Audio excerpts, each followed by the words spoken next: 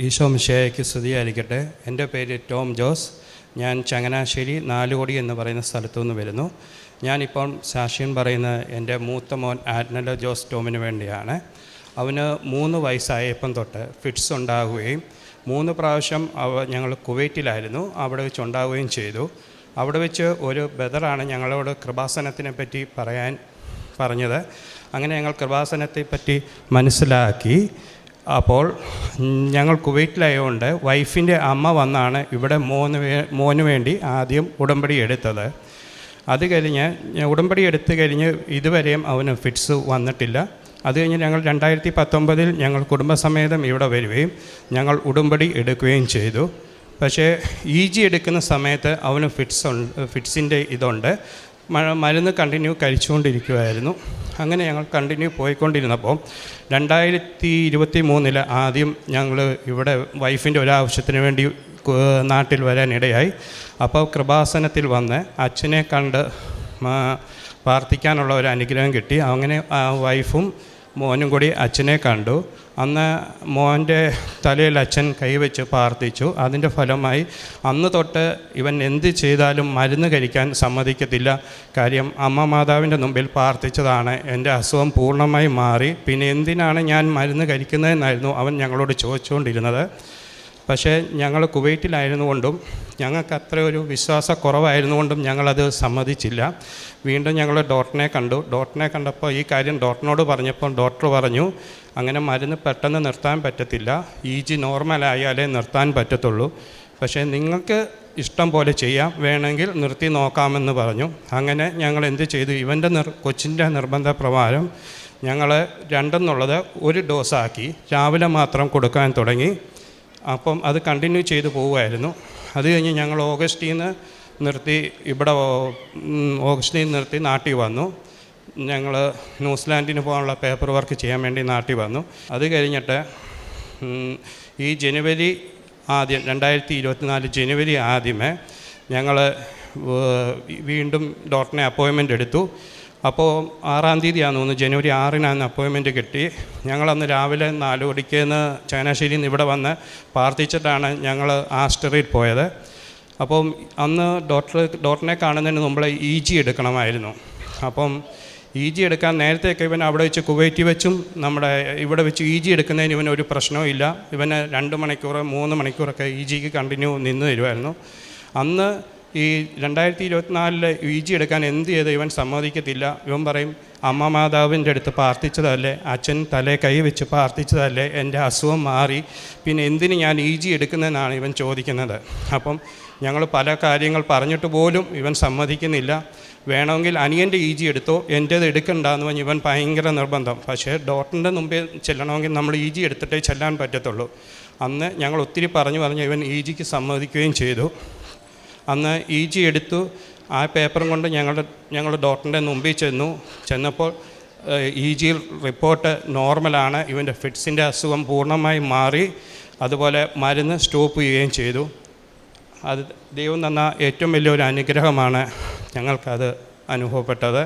കാര്യം ഇവൻ മരുന്ന് കഴിക്കാൻ ഇവിടെ വന്ന് പ്രാർത്ഥിച്ച പിന്നെ ഇവൻ മരുന്ന് കഴിക്കത്തേ ഇല്ലായിരുന്നു. ഞങ്ങളുടെ നിർബന്ധം കൊണ്ടാണ് ഇവൻ ഒരു നേരമെങ്കിലും മരുന്ന് കഴിക്കാൻ സമ്മതിച്ചത്. ദൈവം തന്ന എല്ലാ അനുഗ്രഹങ്ങൾക്കും നന്ദി പറയുന്നു. അതുപോലെ തന്നെ എനിക്കിടയ്ക്ക് ഇവിടെ താടിയുടെ ഇവിടെ ഒരു നീര് പോലെ വരികയും ആൻറ്റിബയോട്ടിക് കഴിക്കുമ്പോൾ ആ നീര് പോകുമായിരുന്നു.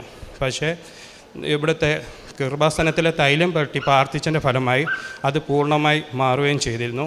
പിന്നെ ഞങ്ങളുടെ ന്യൂസിലാൻഡിൻ്റെ പേപ്പർ വർക്കിന് ഒത്തിരി താമസം ഉണ്ടായിരുന്നു.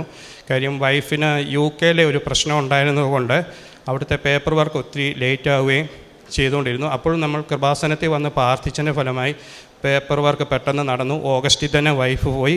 ഈ 28-ാം തീയതി ഈ മാസം 28 ഞങ്ങൾ ന്യൂസിലാൻഡിന് തിരിച്ചു പോവുകയാണ്.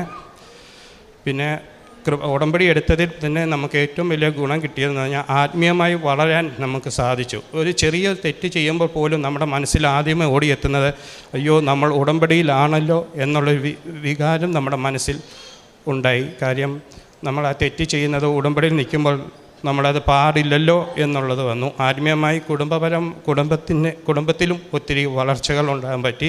കഴിയുന്നത്ര എല്ലാവരുടെയും മുമ്പിൽ ഞങ്ങൾ കൃപാസനത്തെ പറ്റി കുവറ്റി വെച്ചാണേലും എല്ലാവരോടും പറയുമായിരുന്നു. ഞങ്ങൾ അവധിക്ക് വരുമ്പോഴൊക്കെ ഇവിടെ നിന്ന് കാശ് രൂപവും ഒക്കെ മേടിച്ച് ലോക്കറ്റൊക്കെ മേടിച്ചുകൊണ്ട് പോകുമായിരുന്നു. എല്ലാം ഞങ്ങൾ അവിടെ കൊടുക്കുമായിരുന്നു. അതുപോലെ ആദ്യം പത്രമൊക്കെ കൊടുക്കാൻ വലിയ മടിയായിരുന്നു.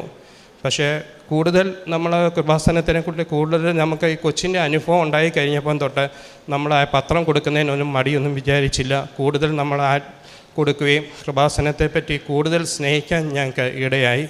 നിങ്ങളെ വിളിച്ചവൻ പരിശുദ്ധനായിരിക്കുന്നത് പോലെ എല്ലാ കാര്യങ്ങളിലും നിങ്ങളും പരിശുദ്ധരായിരിക്കുമെന്നാണ് പത്രോസ്ലീഹായുടെ 1-ാം ലേഖനം 1:15 തിരുവചനം പറയുന്നത്.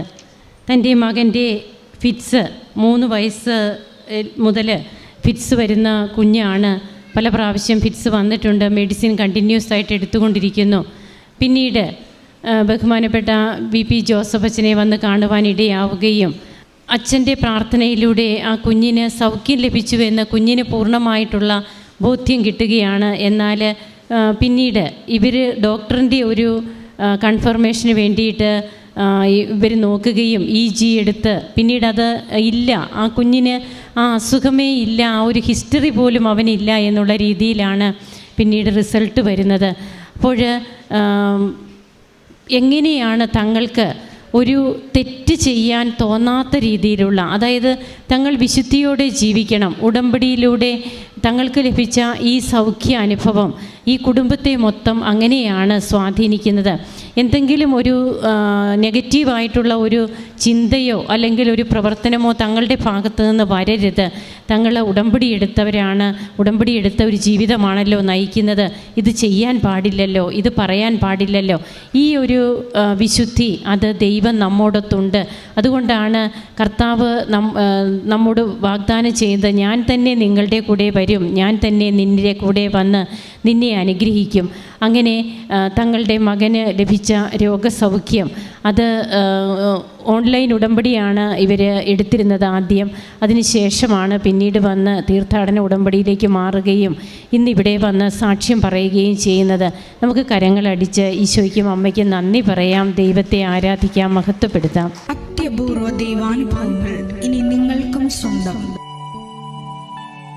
ഈ യൂട്യൂബ് ചാനൽ ഇതുവരെ സബ്സ്ക്രൈബ് ചെയ്തിട്ടില്ലെങ്കിൽ ഇപ്പോൾ തന്നെ സബ്സ്ക്രൈബ് ചെയ്യുക. ഈ വീഡിയോ ഇപ്പോൾ തന്നെ നിങ്ങളുടെ സുഹൃത്തുക്കൾക്ക് ഷെയർ ചെയ്തുകൊണ്ട് കർത്താവിൻ്റെ പ്രേക്ഷിതരാകുക.